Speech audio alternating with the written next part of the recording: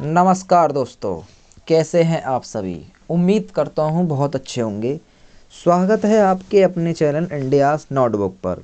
दोस्तों, आज का हमारा टॉपिक है नेपाल का इतिहास, यानी कि नेपाल का क्या इतिहास है, नेपाल देश की स्थापना कैसे हुई, कैसे इसकी उत्पत्ति हुई, ये सभी बातें आज इस वीडियो में हम समझेंगे। दोस्तों, आपको तो पता ही होगा, नेपाल को भारत का पड़ोसी देश भी कहा जाता है। तो चलिए दोस्तों, बिगड़ टाइम वेस्ट करते हुए आज की वीडियो शुरू करते हैं। चलिए दोस्तों, थोड़ा सा नेपाल के बारे में समझ लेते हैं पहले। नेपाल आधिकारिक रूप में संघीय लोकतांत्रिक गणराज्य नेपाल भारत की उत्तरी सीमा के अंतर्गत पश्चिम में सतलुज कौन सी नदी दोस्तों? सतलुज नदी से पूर्व में सिक्किम तक लगभग 500 मील फैला हुआ एक स्वतंत्र देश है। इसकी राजधानी काठमांडू है। क्या है दोस्तों? काठमांडू। नेपाल पोखरा संस्कृति और रोमांच का केंद्र भी है। हिमालय की तराई में बसा पोखरा नेपाल का प्रमुख पर्यटक स्थल है। पोखरा नेपाल के मशहूर ट्रेकिंग और राफ्टिंग स्थलों की ओर जाने का द्वार है। दुनिया का सबसे ऊंचा पर्वत माउंट एवरेस्ट नेपाल में ही है। यानी कि दोस्तों, आपने माउंट एवरेस्ट के बारे में काफ़ी सुना ही होगा, जो कि सबसे ऊंची चोटी है। तो नेपाल की सबसे ऊंची चोटी दोस्तों माउंट एवरेस्ट ही है। और हमारे भारत की सबसे ऊंची चोटी कौन सी है दोस्तों? कंचनजंगा। ठीक है दोस्तों, चलिए थोड़ा आगे बढ़ते हैं। अब नेपाल देश की थोड़ी सी जानकारी ले लेते हैं दोस्तों। चलिए, देवताओं का घर कहे जाने वाले नेपाल विविधताओं से पूर्ण है। इसका अंदाज़ा इसी बात से लगाया जा सकता है कि जहाँ एक ओर यहाँ बर्फ़ से ढकी पहाड़ियाँ हैं, वहीं दूसरी ओर तीर्थ स्थान हैं। नेपाल के उत्तर में चीन का स्वायत्तशासी प्रदेश तिब्बत है और दक्षिण पूर्व व पश्चिम में भारत अवस्थित है।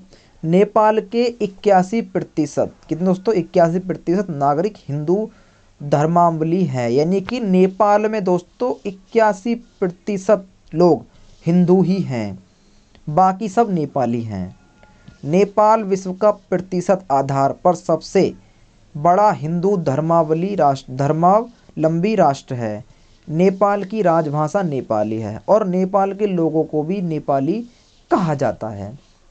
जैसे हमारे भारत के लोगों को भारतवासी कहा जाता है दोस्तों, ऐसे ही नेपाल के लोगों को नेपाली कहा जाता है। नेपाल हिमालय में बसा हुआ है। कहाँ बसा हुआ है दोस्तों? हिमालय में बसा हुआ है। और इसका दक्षिणी मधेश भाग उपजाऊ है और नम है। 1,47,081 कितना दोस्तों? 1,47,181 वर्ग किलोमीटर में बसा यह देश क्षेत्रफल के हिसाब से दुनिया का 93वां सबसे बड़ा देश है और जनसंख्या के हिसाब से दुनिया का 41वां सबसे बड़ा देश है। ठीक है दोस्तों, चलिए थोड़ा आगे बढ़ते हैं। नेपाल में विविध प्राचीन सांस्कृतिक विरासत हैं। वैदिक काल के रिकॉर्ड से ही नेपाल शब्द को लिया गया है। नेपाल में ही अंतिम हिंदू साम्राज्य था। बुद्ध धर्म के संस्थापक सिद्धार्थ गौतम का जन्म भी दक्षिण नेपाल के लुम्बिनी में हुआ था। देश के मुख्य अल्पसंख्यकों में तिब्बतन, बुद्धिस्ट, मुस्लिम, किरातंस और क्रिश्चियन लोगों का समावेश है। नेपाली लोगों को गोरखा के नाम से भी जाना जाता है। किसके नाम से दोस्तों? नेपाल के लोगों को नेपाली के नाम से तो जाना जाता है, गोरखा के नाम से भी उन्हें जाना जाता है। प्रथम विश्व युद्ध और द्वितीय विश्व युद्ध में वे अपनी वीरता के लिए जाने जाते हैं। एक छोटे से क्षेत्र के लिए नेपाल की भौगोलिक विविधता बहुत उल्लेखनीय है। यहाँ तराई के उष्णकटिबंध से लेकर ठंडे हिमालय की श्रृंखलाएं अवस्थित हैं। संसार का सबसे ऊंची 14 हिम श्रृंखलाओं में से 8 नेपाल में हैं, जिसमें संसार का सर्वोच्च शिखर सगरमाथा है। क्या है दोस्तों? सगरमाथा एवरेस्ट नेपाल और चीन की सीमा पर भी है। नेपाल की राजधानी और सबसे बड़ा नगर काठमांडू ही है। काठमांडू उपत्यका के अंदर ललितपुर, पाटना, भक्तपुर, मध्यपुर और आपका कीर्तिपुर के नाम से भी है।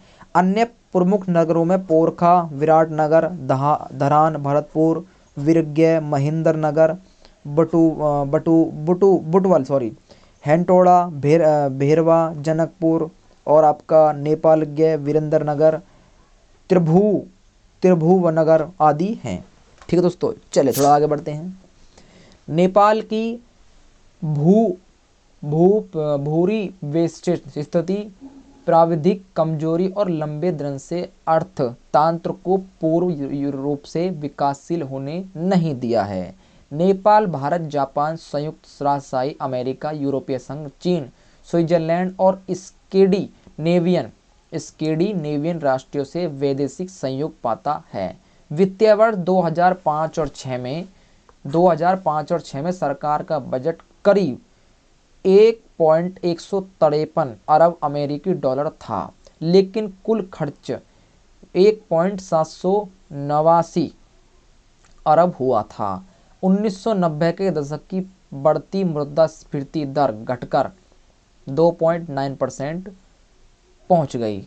कुछ वर्षों में नेपाली मुद्राएं रुपये को भारतीय रुपया के साथ महुदर 1.6 स्तर रखा गया है।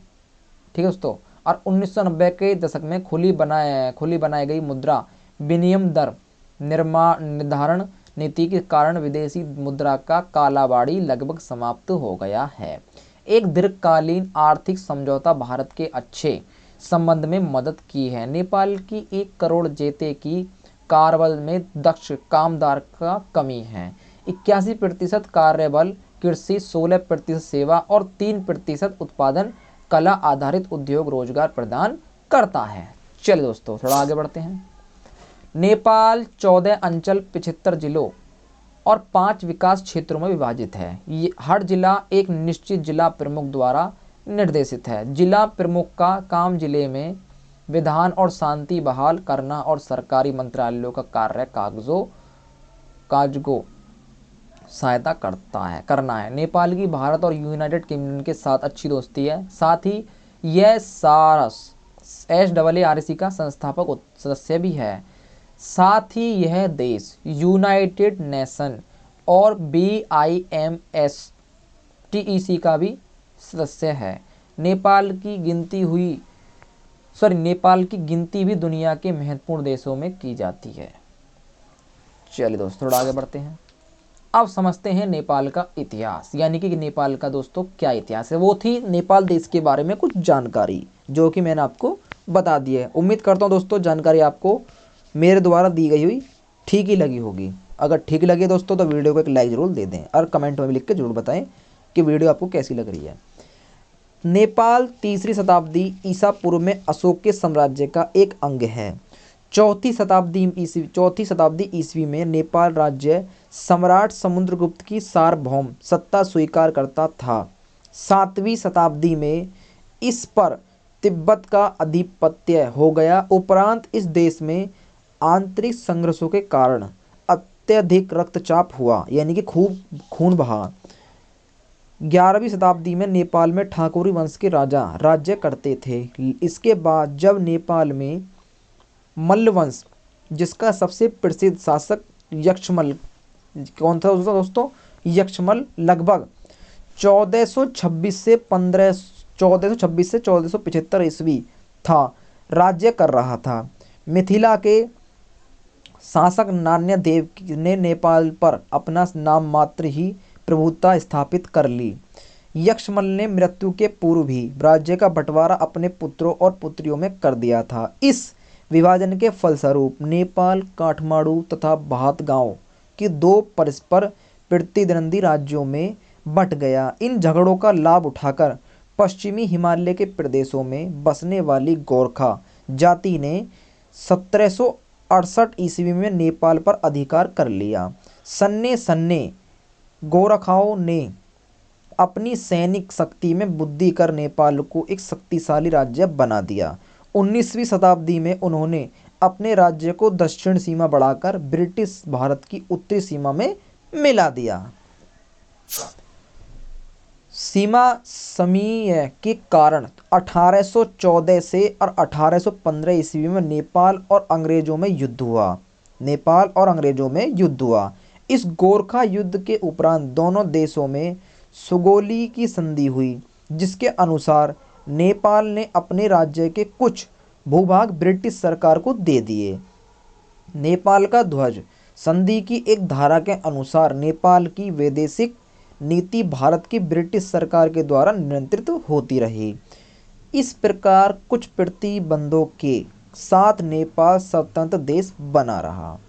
1951 से 1960 कितना दोस्तों, 1951 से 1960 में जब राजा महेंद्र ने पंचायती प्रणाली को अधिनियमित किया, तब नेपाल में बहुपार्टी लोकतंत्र को विकसित किया गया। 1990 में संसदीय सरकार को राजा वीरेंद्र ने बहाल कर दिया। तकरीबन एक दशक तक नेपाल को कम्युनिस्ट माओवादी उग्रवाद का सामना करना पड़ा था, जिसके चलते 2008 में राजाशाही भी समाप्ति की गई। नेपाल की दूसरी वैधानिक असेंबली ने 2015 में नए संविधान को प्रख्यापित किया था।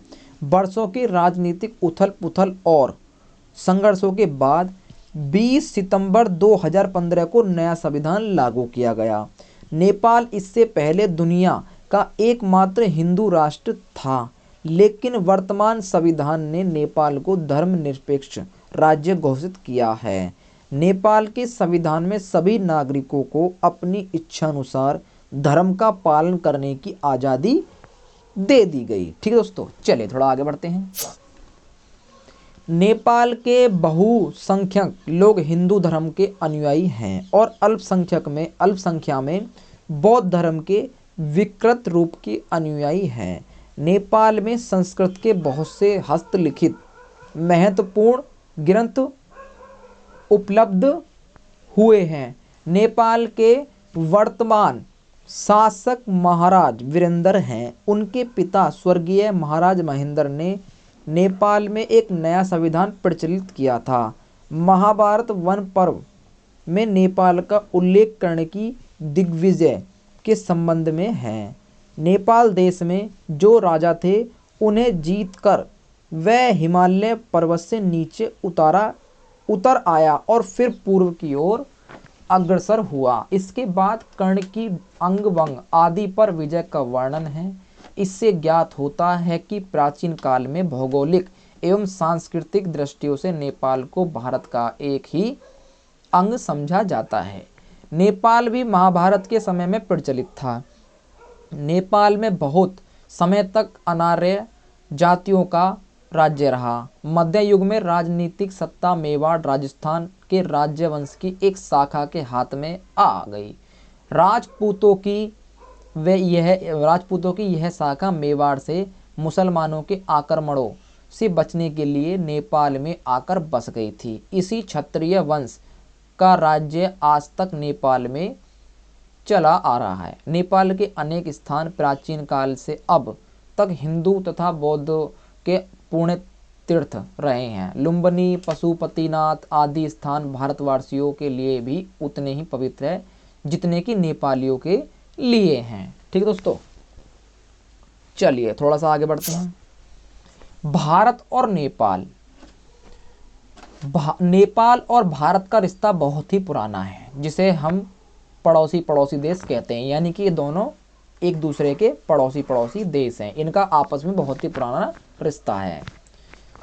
पर हाल ही के दिनों में रिश्तों में कुछ गर्माहट आई है। यानी कि हाल ही में कुछ दिनों में रिश्तों में थोड़ी सी गर्माहट आई है। भारत और नेपाल के बीच 1850 किलोमीटर लंबा बॉर्डर है, जो राज्य जिनकी सीमा नेपाल से छूती है। सिक्किम, पश्चिम बंगाल, बिहार, उत्तर प्रदेश और उत्तराखंड है। 1950 में शांति और दोस्ती के लिए प्रतिबद्ध झंडे नेपाल संधि ने नेपालियों को भारतीय जनता के समान शिक्षा और आर्थिक अवसरों देने की बात कही गई थी। भारत नेपाली नागरिकों को सिविल सेवा सहित दूसरे सरकारी सेवाओं में हिस्सा देने की आज़ादी है। भारत में करीब 60 लाख नेपाली काम करते हैं। कितने दोस्तों काम करते हैं? तकरीबन 60 लाख नेपाली लोग आज भी भारत में काम करते हैं और 45,000 से ज़्यादा नेपाली नागरिक भारतीय सेना और पैरामिलिट्री में काम करते हैं। भारत नेपाल का बॉर्डर खुला हुआ है, वहां जाने के लिए किसी वीज़ा और पासपोर्ट की कोई ज़रूरत नहीं पड़ती है। नेपाल के कुल कारोबार में 66% व्यापार भारत के साथ होता है। किसके साथ होता है दोस्तों? 66% जो कारोबार है नेपाल का कुल, वो भारत के साथ ही होता है। ठीक दोस्तों, चलिए दोस्तों, उम्मीद करता हूं दोस्तों इतिहास आपको अच्छी तरीके से समझ में आ गया होगा नेपाल का। उम्मीद करता हूं दोस्तों वीडियो आपको काफ़ी पसंद भी आई होगी। अगर वीडियो आपको पसंद आई है तो कमेंट करके ज़रूर बताएं वीडियो आपको कैसी लगी, और ये भी कमेंट करके बताएं दोस्तों कि नेक्स्ट हिस्ट्री आपको किस देश के ऊपर चाहिए। और दोस्तों चैनल को सब्सक्राइब कर लीजिए, बेल आइकन को भी प्रेस कर लेना, ताकि कोई भी मैं वीडियो डालूँ अपलोड करूँ तो तुरंत आपके पास नोटिफिकेशन पहुंच जाए और आप वीडियो को, ऐसे इंपॉर्टेंट वीडियो को मिस नहीं कर सकें। वीडियो को लाइक करना ना भूलें दोस्तों, चैनल को सब्सक्राइब कर लीजिए, रेड बटन का ऑप्शन दिख रहा होगा आपको, सब्सक्राइब करना बिल्कुल ना भूलें। आपके एक सब्सक्राइब से दोस्तों हमें काफ़ी मोटिवेशन मिलता है। और दोस्तों हमारे नेक्स्ट चैनल को भी सब्सक्राइब करना बिल्कुल ना भूलें, उसका लिंक आपको डिस्क्रिप्शन में देखने के लिए मिल जाएगा, उसे भी सब्सक्राइब कर लीजिए। तो चलिए दोस्तों, मिलते हैं एक नेक्स्ट टॉपिक में, तब तक के लिए जय हिंद, वंदे मातरम।